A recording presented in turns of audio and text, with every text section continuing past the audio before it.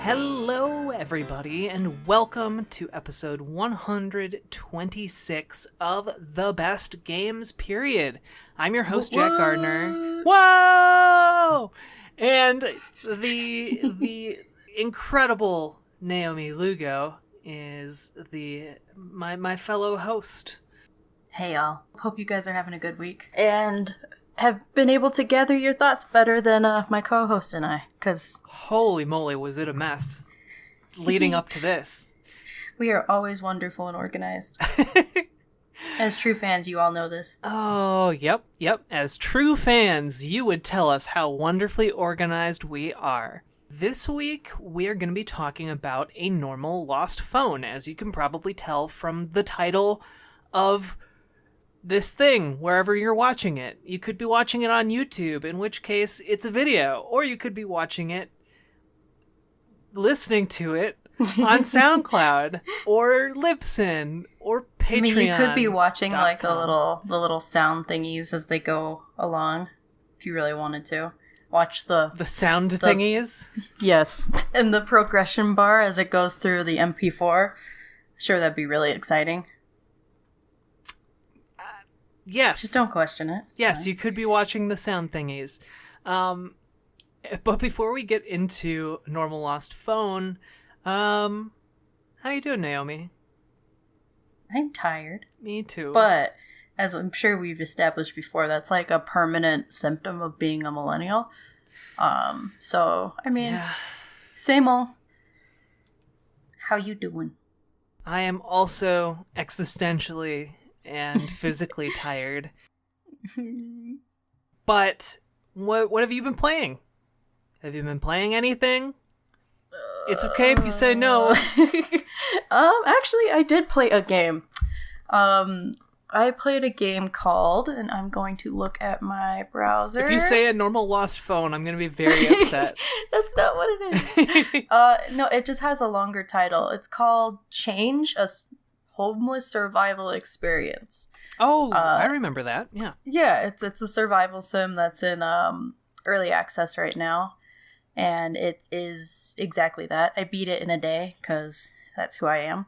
So I'm really excited to see their next modes because I like what they did. I definitely like this genre of games where, you know, you're not only just playing a sim, but it's trying to make you have the feels. You know, one of my favorite games is by 11-Bit Studios, and it's called, oh my god.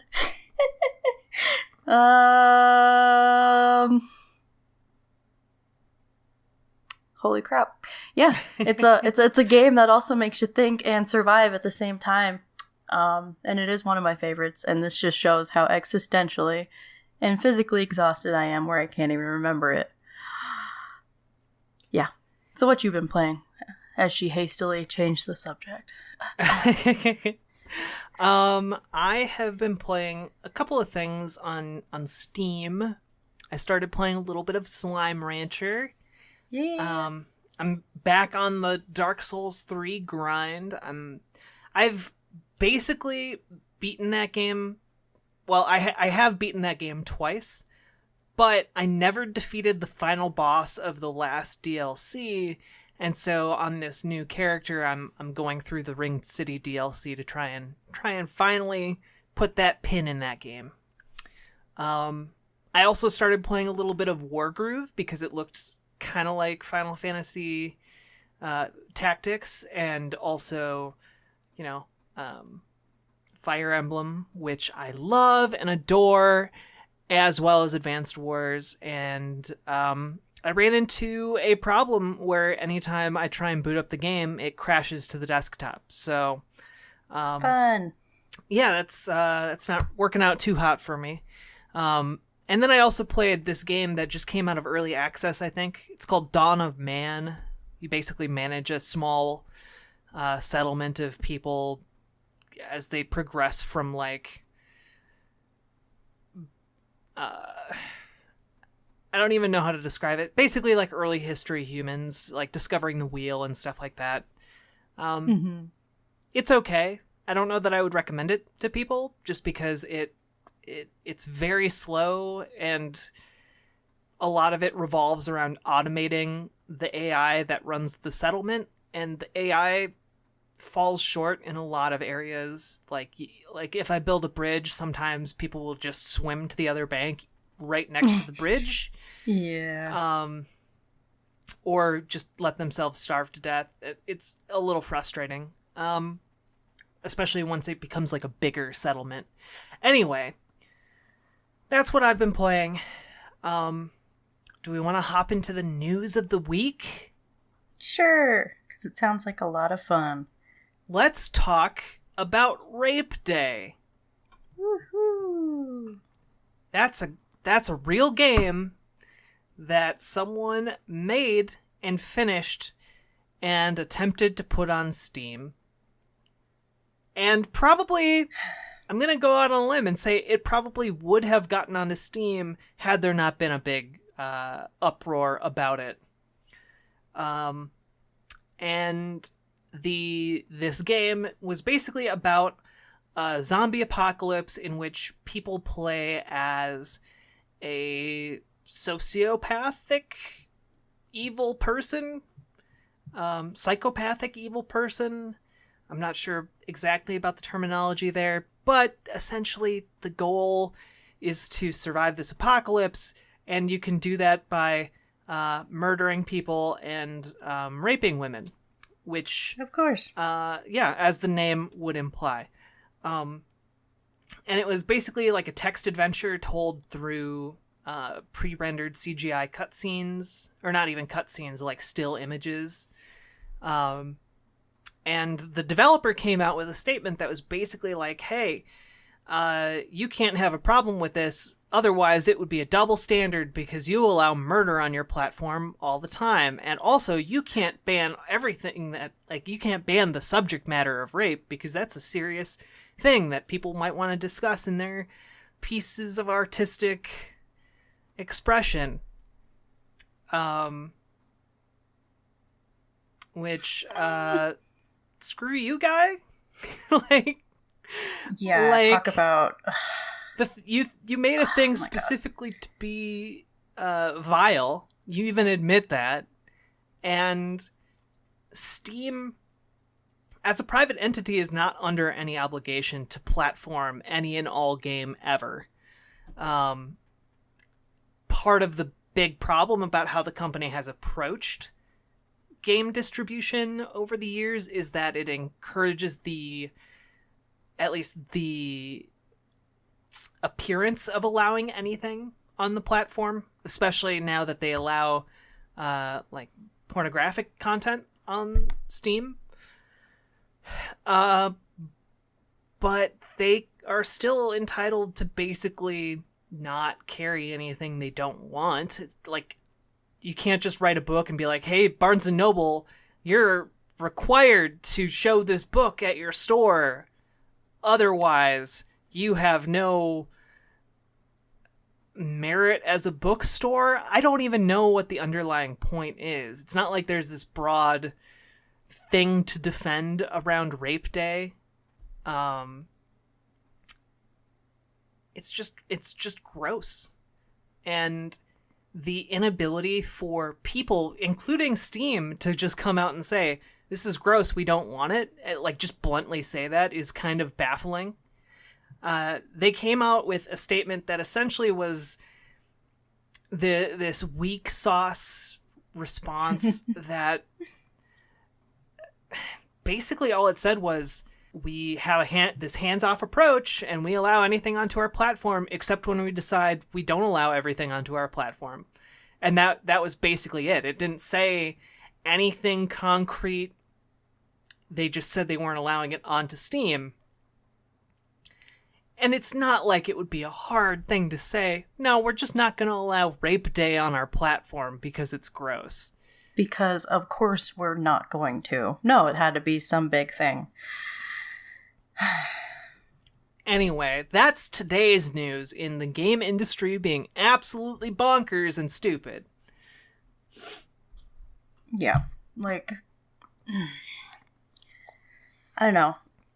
I hate that we have to have these discussions. It sucks. It's stupid. But apparently we still do. So, hooray. So, in other news, last episode, we recorded right before we had a Pokemon only Nintendo Direct. So obviously that came out, and you could probably hear the genuine cries from Pokemon fans around the world when we finally got news of the 8th gen footage and our starter Pokemon. And it didn't quite tick all of the boxes of everyone's expectations, but that's fine.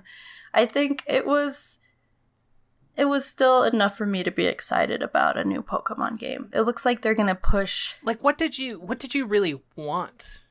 Like, that this didn't deliver, I guess. I think I tweeted this. Someone like photoshopped like Ash into Breath of the Wild, and I was like, yeah, that's what I want. So pretty much that. Okay. Completely open world game where I can go and catch Pokemon, which is very far-fetched. Pokemon pun there. But, we can dream. So, I mean, it seems like kind of a logical step. Like, it pushes some boundaries, and it looks like we'll get some new systems, but it's not completely out of format. So, I'm really hoping that we do get more avatar options as a very, very least, because that seems like something that should have been done, I don't know, like 4 generations ago. So I'm really hoping for those kind of changes. And yeah, I won't go into too many details because I'm sure I could talk about that forever. But here's to hoping for our Animal Crossing announcement day as well. Yeah, yeah. I was told by a listener on the social medias that apparently our discussion about Animal Crossing was very saddening, and I really hope that you didn't like. It was kind of a downer episode. I 100% admit to that. But also, like, it's okay to find solace where you can. Like, it's okay to, if you really enjoy Animal Crossing, that's not bad. It's just one of the numerous ways we cope with a crazy, complex world. Yeah, exactly. And I mean, yeah, we dive into, I mean, I definitely will admit I was a downer that last episode. But it's because I want to, look at the complexity behind video games, and sometimes that has to deal with depression. Sometimes it doesn't. Sometimes it has to deal with, connecting with other people, and that's fine. Yeah, we'll try not to be too depressing, but I don't know. I don't ever want to steer clear of conversations that that kind of surface themselves, Like, we approach every episode obviously playing the game and having an opinion, but we let the conversation flow as it needs to. And that sounds kind of cheesy, but that might mean that we have an existential crisis when talking about Mario Kart, or Mario Party. Yeah, exactly. Those are the conversations that, I find more interesting rather than looking at the graphics capabilities and soundtrack. Not saying that those things aren't important and aren't a vital component of the game, but I like looking at the human aspect and how these games affect us, and sorry, I have depression, so sometimes games help with that. So, yeah. Yeah, no, you're 100% right. And I think how games help us cope is an important question that we should ask and dig into, because that can reveal a lot of important truths about ourselves and the world, I think. if I'm going to be pretentious, push up my glasses a little bit. Huh. But yeah. Well, I'm glad you weren't at least super disappointed by Pokemon, and we might go more into that in more detail at a later date. But I was surprised that so many people seemed so put out by it. Yeah. I don't know. I guess I kind of retreated into my bubble. I was like, this is fine. This is okay. I didn't really see as much of a negative reaction. Or maybe the bubble I've surrounded myself with on Twitter and whatnot. We're we're Nintendo people, and we're happy that we're getting it in 2019.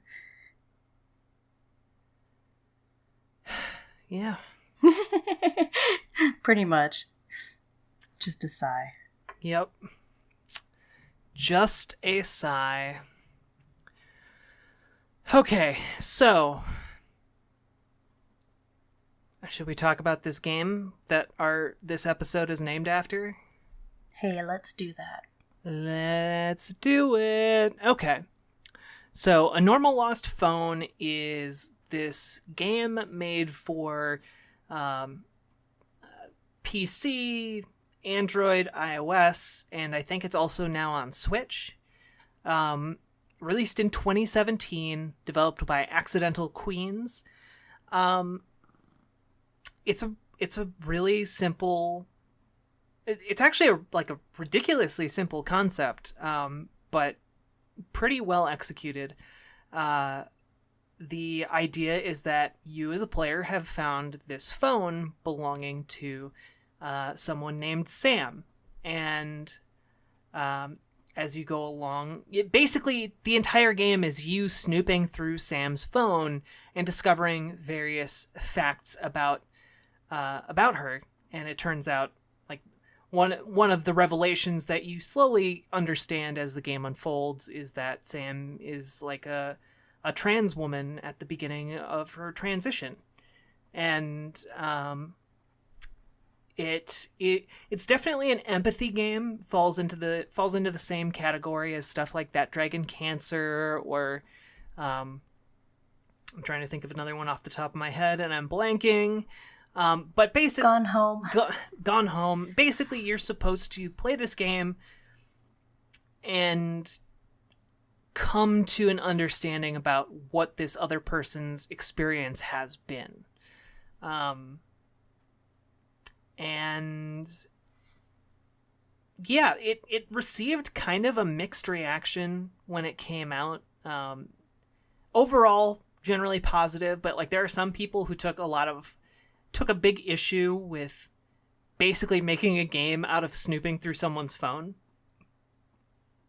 And I can kind of see why that would be a problem or make people feel really uncomfortable. Yeah, and it's snooping, but it's like hardcore snooping too. It's not just like, oh, I'll look through and find their emergency contact. No, it's like, I'm gonna hack this person's passwords and get into like basically their Tinder profile and their emails.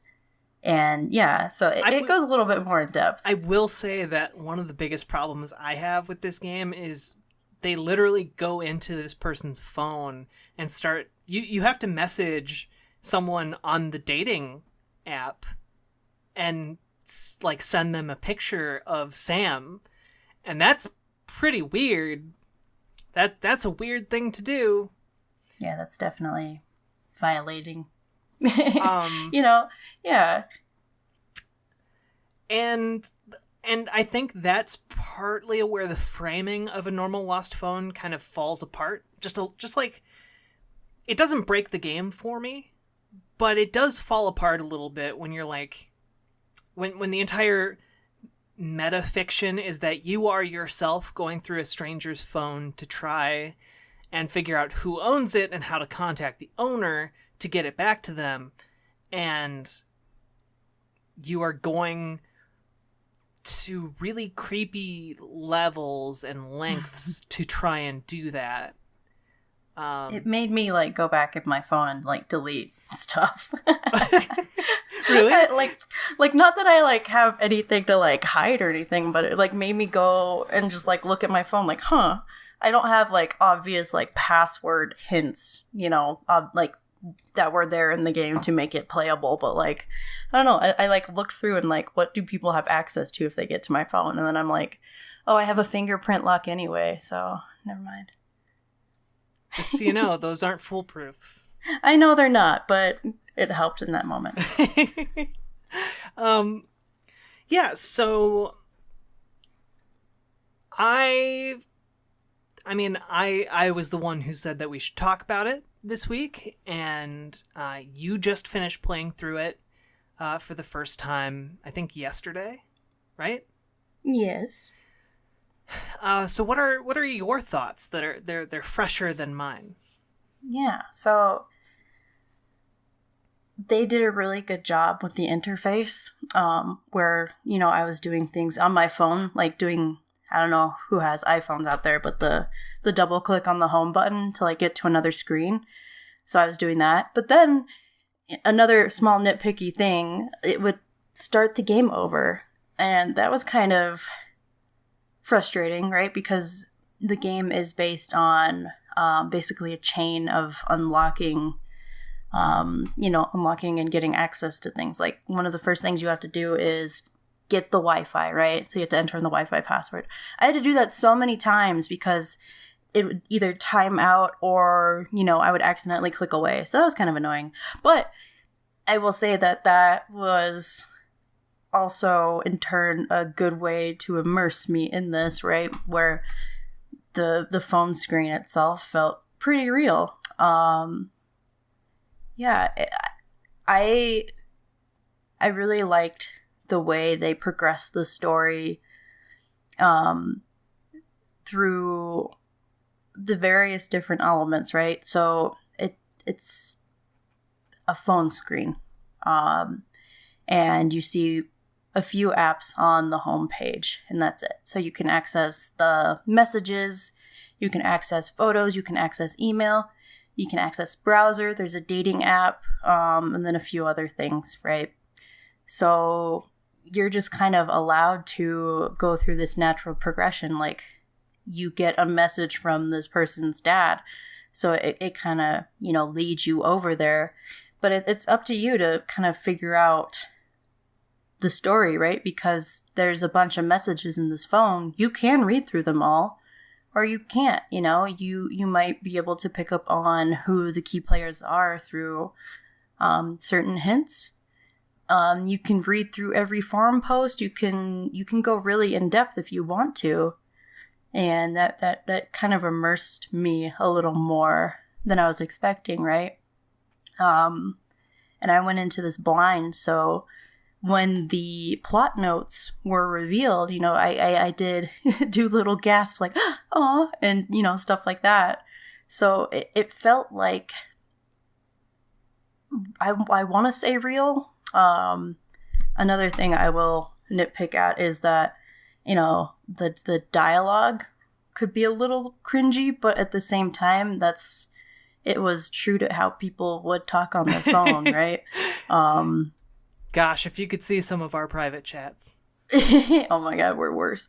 But it's like it's this is a 17 going on 18-year-old, this is how they would be talking. So yeah, and I guess I also liked the way that they put subtle hints into who these characters are through the way they type and through the emojis they use and all of those things. So it's just really interesting to kind of see this little slice of life dissection through our phone, some things that we are glued to every day and maybe take for granted, how much our phones can tell about ourselves, right? Through not only like the photos we have and our messages, but what apps we have and all of that. And then of course there's the actual story. So, well, yeah. And I do want to say, I think it is a subtly brilliant move to basically utilize the skills that pretty much all of us have developed. Like, I think it is like, we all know how to Google something or how we interact with our phones. We know how to, like Facebook stalk, if that makes sense. And so, like, that this game is kind of built around that skill set that we all have. It's not something to be proud of, but, like, there's a reason Facebook stalking is, like, a universal phrase, I guess. Like, it's in the human lexicon. Yeah, people or have, at least in the American one. Yeah, I mean, like, people, it's not uncommon for people to look up someone they just met on Facebook or the internet and try and figure out more about who they are and things like that. So that's basically what this is, but the game version. And I definitely understand how that could look a little creepy, and especially with the knowledge that Sam is trans, it can kind of come across.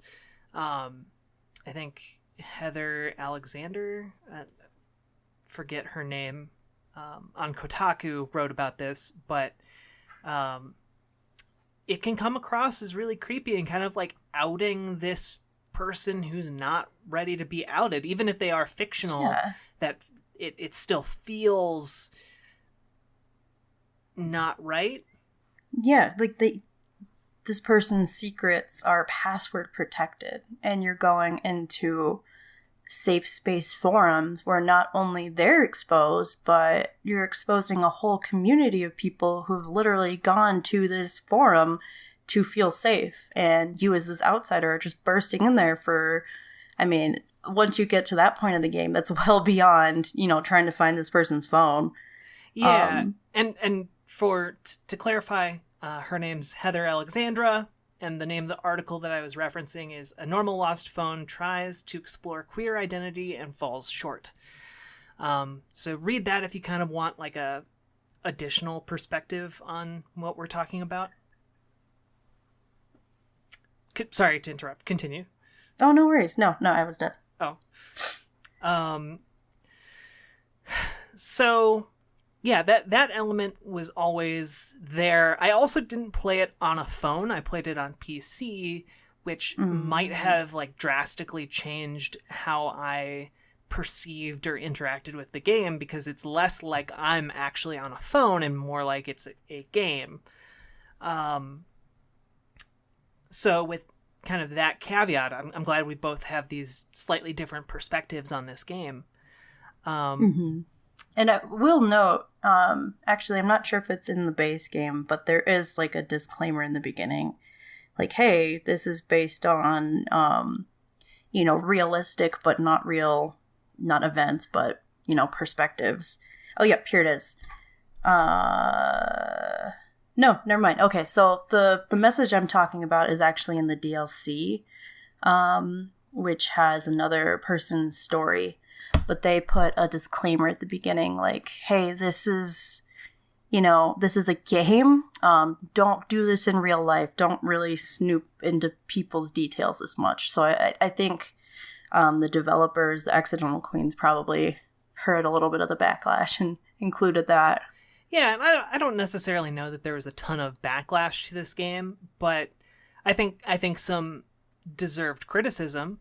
And to be fair, I can totally see where a developer might build their entire game around this and even test it with people and no one really see anything super weird about it, unless someone like specifically brought up the question of like how this works and feels a little bit invasive. Or maybe they did kind of a cost benefit analysis and we're like, well, it is creepy, but on the other hand, it helps us tell the story a little better. And so, where's the line when it comes down to like a fictional person?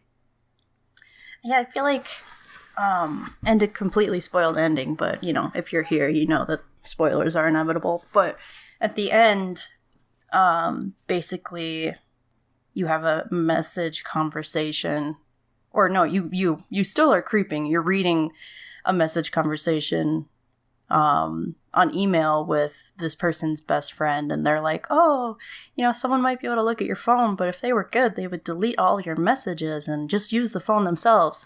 I feel like if they maybe in between here and there throughout the story, like just showed how important privacy is to people in general, but not only that, but like a trans person who's a minor or, was very recently a minor, if they kind of interwove that into the story and made you at least think about it, I think that would maybe redeem this as a storytelling piece a little more than just like kind of sticking that point at the end. Yeah, I mean, honestly, I think you would have to redo the entire game. And I think you would have to lose the central concept of exploring this person's phone to really address those concerns and figure out a different way of telling this story, because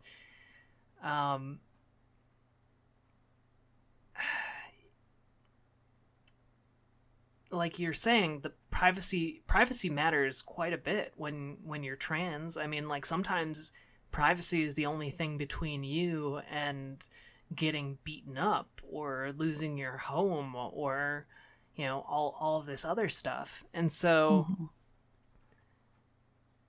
it matters a whole lot. On the other hand, I find it difficult to imagine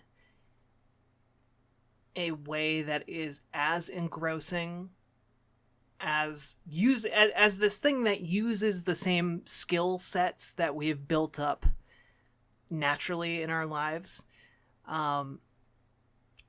and invites the player in as a character in the story. Because I think that's part of what makes this game so enthralling, is that you are in it. You are part of the story. And not you as like you the avatar or like you the chosen one, but like you as a person are the main character. And yeah, absolutely.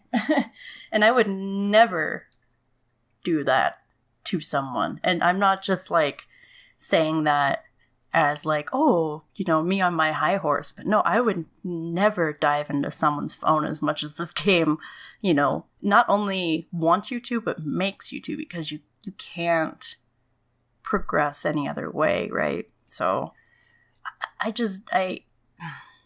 phones have become something sacred to people, as cheesy as that sounds, but really, you don't know what a phone represents for someone, especially, this person, well, I mean, it was in 2016, right? But anyway, this person was 17, 18 years old, so they're definitely bonded to their phone. They're interacting with their community. They're trying to find a new community of fellow trans people that they can talk to in privacy and say their most personal things.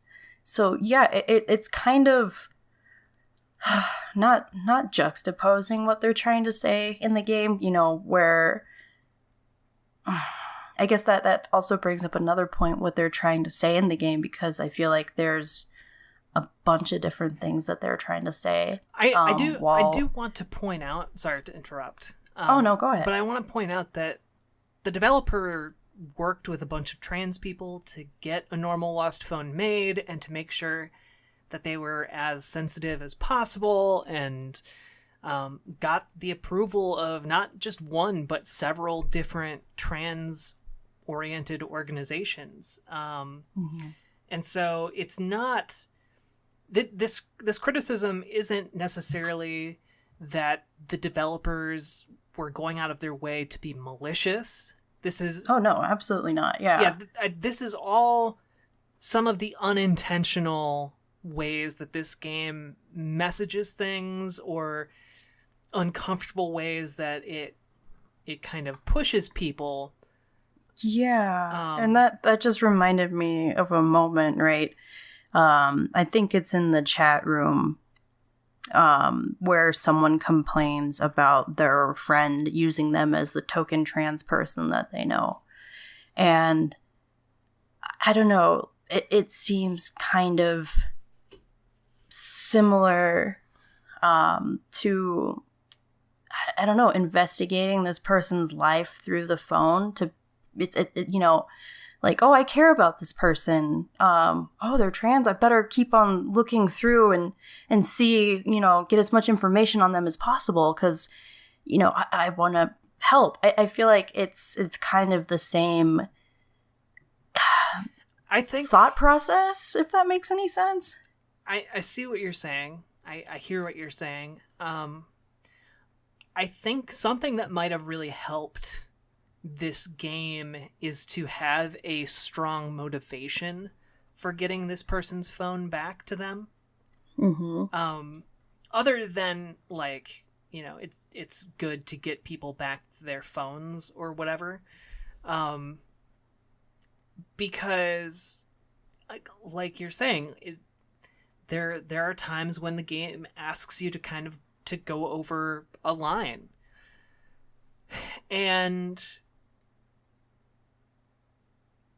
yeah. I think because realistically, sorry to interrupt, you could fine. just text the dad, like, hey, I found this phone, like, how do I get it back? You know, like, seriously, that could be the end. And that's what a lot of people do when they find a phone, right? But instead, the developer asks you to, go in and reach into this person's life. Yeah. Wasn't there some justification for that? Like it was like a safe lock mode or something? Like you couldn't respond to text messages? No, it was like a credit thing. You're right. Like the phone was at a credit or at a time or something. Something like that. That's true. Okay. It was a flimsy justification. But yeah, you could send an email though. Yeah, I mean, like send an email or something to one of the friends or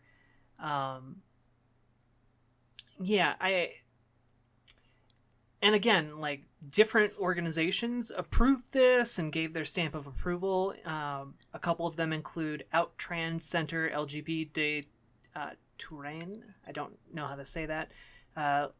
L'Enfant. I can't read French, so Les Enfants des Arc en Ciel. Nailed it. And CGLBT. I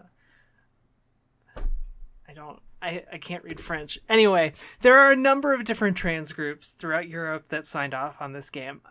That's all I'm saying. So I think that while viewing this game through the criticism of it being maybe too invasive or too a little creepy, maybe I don't know that it would be objectifying. It's more like a biopic or something like exactly. that. Like when I was playing, I wasn't from the viewpoint of me.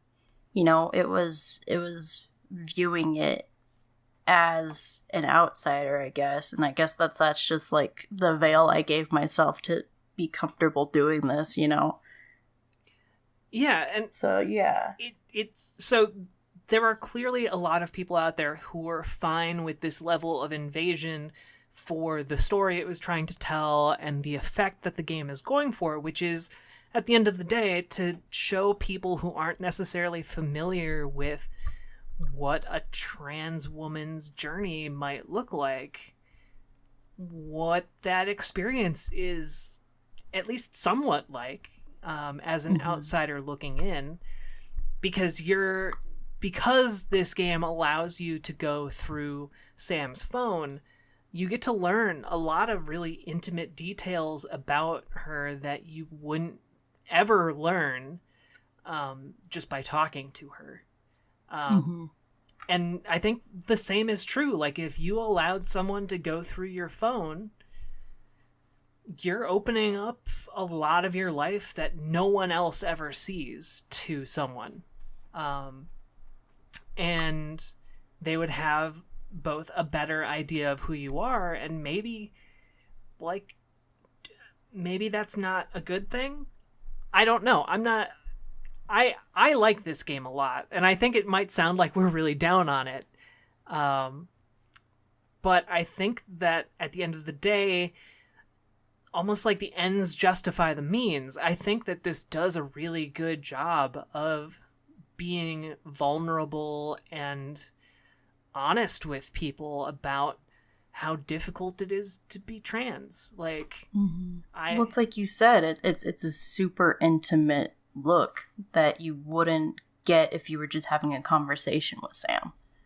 Yeah, and like, for me, I think maybe part of what I was uncomfortable with is how true to life a lot of it is. Like, I've gone through the phase where I had 2 different dating profiles, and it is very awkward and very trippy and very weird to be that person, and then to later on down the line see a game about that same experience, because no one ever talks about that. No one ever talks about how weird that is, and or at the very least, not people don't talk about it in a way that puts it into the discourse of video games. There are support forums out there for trans people, and how those threads read in the game, that's very accurate to life. And struggling with who to come out to, and knowing that certain people in your life aren't going to react very well to finding out that you're trans, like, and feeling the need to run away. Like, all of those things are very true to life and are communicated in this game in a way that feels authentic. And I don't know how else you would communicate those things in a game, I guess. Like, yeah, because if you just have a character that says, boy, wasn't it weird when I did that? Like, that's not how people talk. So yeah, it's like, at the same time, you needed this modem to be able to explore that. Well, yeah, or like not even, because I'm a firm believer that with imagination we can get around a lot of issues that might be uncomfortable. I think that if we really sat down and thought about it, we could devise different surreal ways to portray this information and this sort of a relationship in a way that isn't as invasive. We could do that. Yeah. Yeah, but I mean, at the same time, I don't know. It hit harder because of that extreme realism, I guess. And maybe, playing, I guess, not really the devil's advocate here, but like, maybe the game maybe at least unintentionally wanted us to feel like, oh, we have been creeping on this person, and then we find out this big secret that they've been trying to keep from everyone, and maybe that wanted a little bit more introspection, like we talked about it earlier, we do a lot of Facebook stalking and all of that, so maybe it's just a slight commentary on people going too far with that. I don't know. I mean, I genuinely don't think that the developers, if they did think there was anything wrong with it, they thought it was a very subtle wrongness, something that they could get away with, and that's fine. Games are not perfect, and I think that this game in particular deserves a lot of praise, because there aren't any other games that are talking this frankly about LGBT issues. Like there are very few games that talk about LGBT issues at all, let alone one that deals directly with like trans issues and trans dating and like all of that stuff. Like I think the only other games that we've ever talked about on this podcast that involved or were heavily about those things are probably the camping game. What? Oh gosh, I'm blanking. We Know the Devil. Yes. And Life is Strange. Life is Strange. Before the Storm, and then have we talked about Gone Home? We have, right? Yes, we have. Well, okay. Not you and I. You and I haven't talked about Gone Home, but the podcast, I have talked about it with other co-hosts. The entity known as Best Games, period. Before your time. And so it's just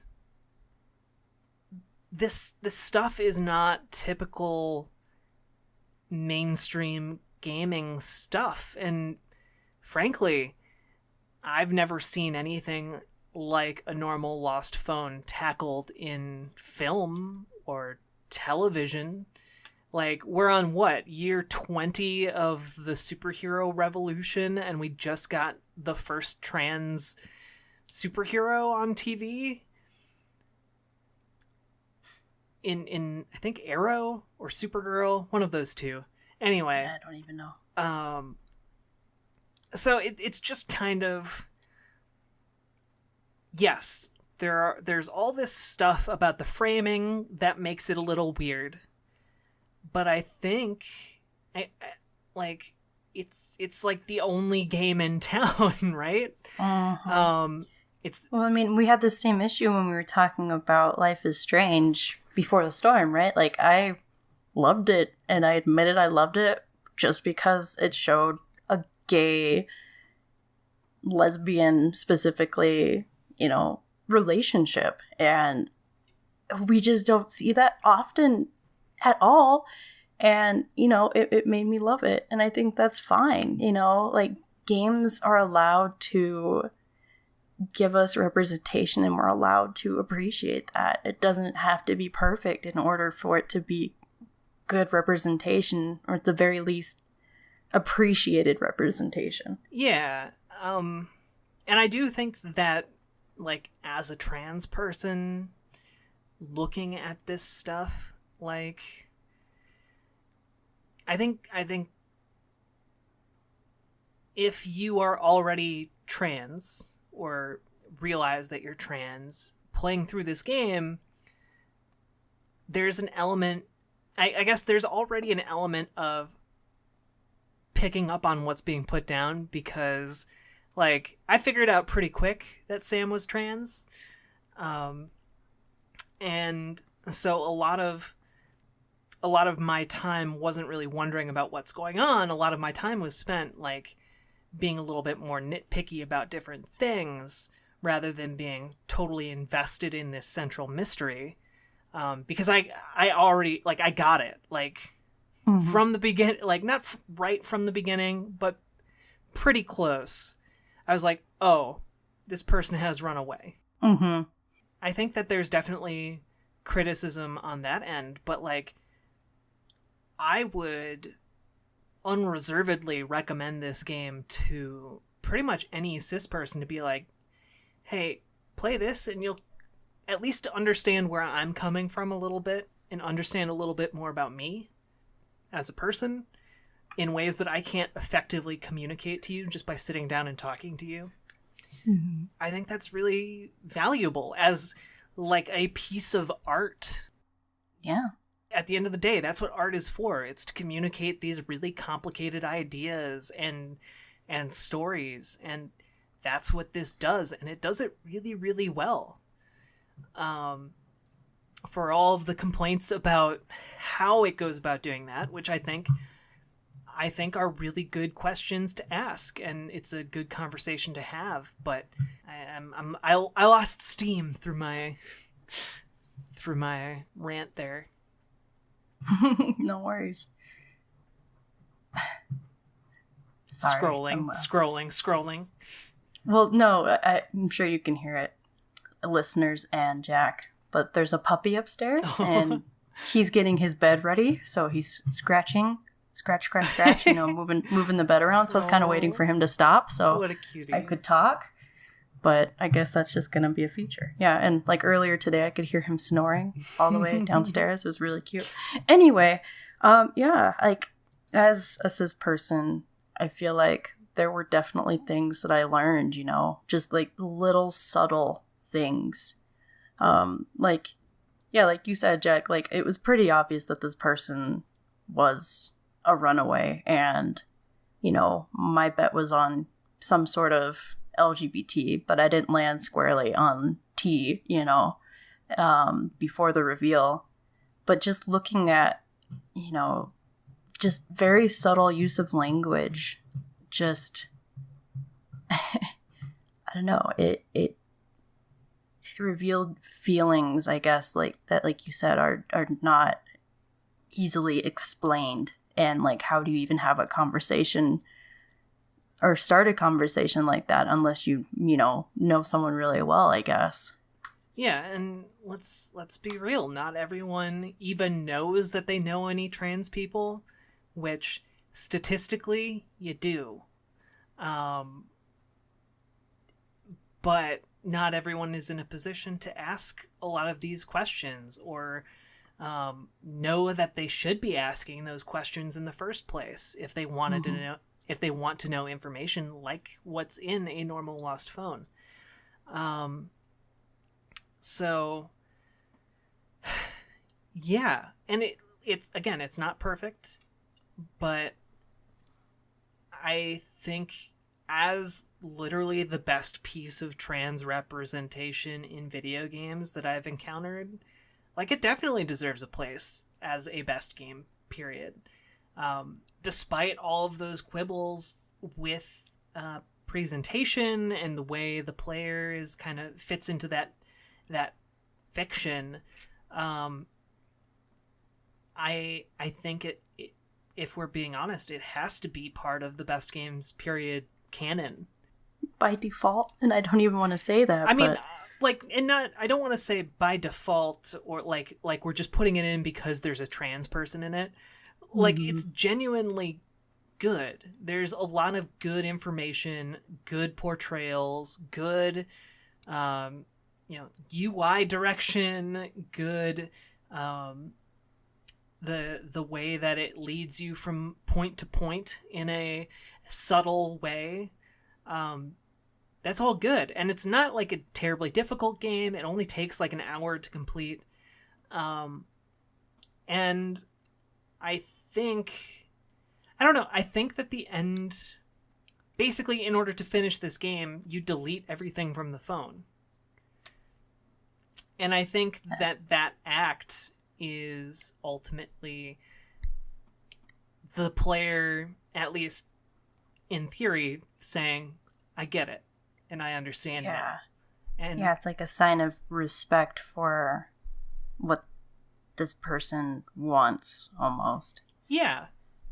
So, for all of its problems, I think it's really good. And I'd be lying if I said I wasn't affected by playing this game. And you even texted me to tell me that you were affected by this game. Yes. Quote, I cried. Yes. So, yeah, I think it's one of the best games, period. All right. Agree? Disagree? Agree. Final thoughts? One more. Picking on the privacy thing, just because it was a point that like really took me out of the game completely, was when you finally access the VIP room and get the photos of all the other people in the group, pictures of them at like Trans Pride, and then you save them to your phone. That point I was like, oh my, no, like, you can't, like, that's not only going past this the person who owns the phone's privacy, but then all of these other people's privacy too. And that was just, that moment was like, I think I stepped away from it for a moment or something, because I was just like, oh, that's not okay. That's violating all sorts of privacy. So yeah, one more note. And again, maybe it's a testament to how well this game is made that it can elicit that uncomfortable feeling, despite the fact that everyone involved is fictional. Yeah, exactly. Like I was thinking like, oh, is there a way for me to go into my phone and delete them, or like, can I just not save them, or can I just save this photo? You know, like it. Yeah, it was a lot, I guess, but and I don't think I had to do that on PC. I think like it's like when you click the photos, it does that immediate like ding. Oh. And I think I like click the first one, so you don't have to click all of the photos, but like I scrolled through and like clicked the first one and it saved. I was like, oh wait, no, that's not her. I don't want to have these on the phone. Like that's not okay, you know? Yeah. So yeah. And then yeah, of course, like you said earlier, like then you send it on this dating app. You send a photo of this person to another person that they don't know. Wow. Anyway. So it's the best game period, I guess. Yeah, sorry to end it on that, but I don't know. I'm really interested to play the follow-up DLC to see if it maybe tackles the story in a different way. I don't know if it's about another LGBT person or if it just uses the phone mechanic. But maybe since it seems like they kind of learned from the first game, maybe they made a storyline that, like you said, like you'd have to remake this game to address that. So maybe it does in its own way. So maybe. Guess I'll be playing that next. I have not played the DLC, so I can't really speak to it one way or the other. Though I would hazard a guess that maybe it still has those same problems, or maybe they designed slightly differently so you don't have to download or be as invasive. I don't know. But overall, my opinion is 2 thumbs up. Accidental Queens, you did good. Yeah. And again, like, we only bring up these points as discussion. It's not like, oh, I hate this game because of this. But no, like this, and we've said this many times, but that's what critique is. And it's okay to critique things that we ended up enjoying, you know? It's definitely a part of the process. Yeah. Well,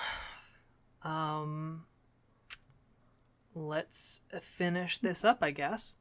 Where can people find Best Games Period podcast? You can find us on pretty much any podcasting app. We are also on Libsyn, our hosting site, and SoundCloud, our secondary hosting site. And you can also find us on YouTube. So we're on pretty much everything except for Spotify. And that's just because we end the show typically on overclocked remix tracks, and sometimes those tracks are copyright protected. Despite we fairly use them in accordance with the rules of the website, but you know, automated copyright systems don't necessarily respect that. So we are not on. Long story short, we're not on Spotify. But we're on pretty much everything else, and we also have a Patreon. Patreon.com/bestgamesperiod. If you want to help out the show, please head over there and give us $1 per month, and you will get access to a bunch of extra episodes that we've recorded and put out specifically for our patrons over the years. And more will be coming soon, I promise. I've just been gosh busy. And That's adorable. I am really wanting to put up the rest of Dragon Guard, but that's not ready to go yet. And additionally, we need to record a Women in Tropes and Games episode 3 for our Patreon listeners. We do indeed. Maybe in the next couple of weeks we can do that. So we have Patreon. You can also find us over on Extra Life, extra-life.org. You can also find us over on community.extra-life.org. If you don't know what Extra Life is, it is a wonderful charity. It's part of Children's Miracle Network Hospitals, and basically it raises money to help sick and injured kids who are in the hospital. For example, Gillette Children's, which is my local Children's Miracle Network hospital, was able, with the funds raised by Extra Life, to put in a therapy pool for kids suffering from cerebral palsy. So the floor can kind of augment how deep the water is and accommodate children of various sizes, which is really, really neat. So if you want to get involved in that, which, by the way, you raise money by playing games, and if you listen to this podcast, you probably play enough games to maybe be interested in that. Head over to extra-life.org, and when you sign up, you can actually choose which Children's Miracle Network hospital you want to support, and 100% of everything you raise goes directly to that hospital to help sick and injured kids. It's really fantastic. Please check it out. And if you want to get involved on the community side of things, there's community.extra-life.org, where you can find this podcast along with a bunch of other articles, mostly written by me, but sometimes written by Naomi and other contributors as well. So do that. Anything you have to add? Quick note about Patreon. I support a couple of small producers myself, and it's pretty great to be able to support people like us who are, we're just making the show for the love of the games and because we want to connect with you, the community. And it's pretty cool that there's an avenue to support that. So even if you're not supporting us, feel free to support other small creators on Patreon. You have no idea how much that means. It's amazing. So thank you to our wonderful patrons. Yeah, you mean the world to us. Yeah, I mean, I just want to say that we get about it. Like, we don't have a ton of patrons for this show. like we have actually a pretty decent amount of downloads of people who listen, and we love all of our listeners. But we only have like a handful that donate to our Patreon, and we bring in about $27 per month, which I think like that's fantastic. And like that number can fluctuate. It's basically around $30. But in order to break even, our show needs to bring in like $40 per month. So we actually don't make... We're so close. We're really close to actually like covering the costs of this show that has been going on for several years. And basically, if we ever get to the point where we are bringing in more than $40, we have some really cool stuff that we would like to do. So if you want to see what that stuff is, again, like just donate to our Patreon, and it doesn't have to be a lot. And we hopefully will get around to that point one day, because honestly, I would love to do more with this show. Yeah. And so where are we going to be seeing our listeners on which side? Which flip side? The flippity dippity side.